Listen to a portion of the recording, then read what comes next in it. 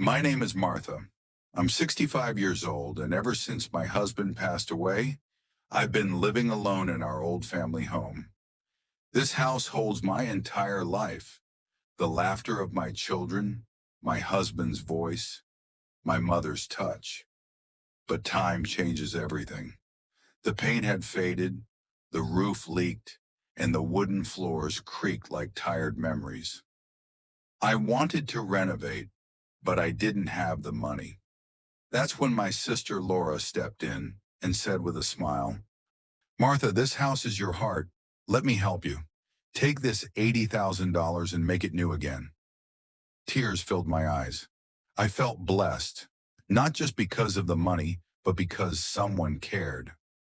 I thought my son Dan and my daughter-in-law Karen would be happy too. We could all build a fresh start together, but I was wrong. When I told them about the renovation, Dan said, "Mom, don't worry.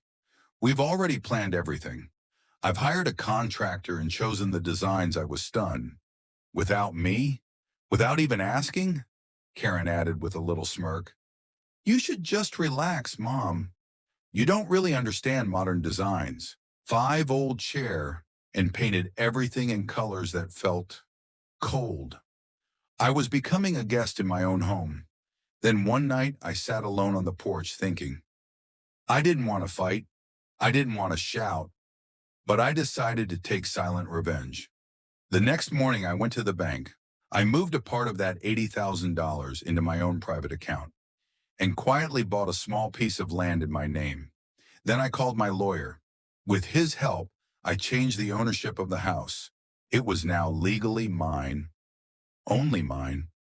Weeks later, when the renovation was finally done, Dan and Karen said, "Mom, the house looks amazing. Let's sell it now and move to a new place."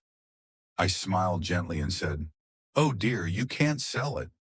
This house isn't yours, it's mine, and I'm not going anywhere."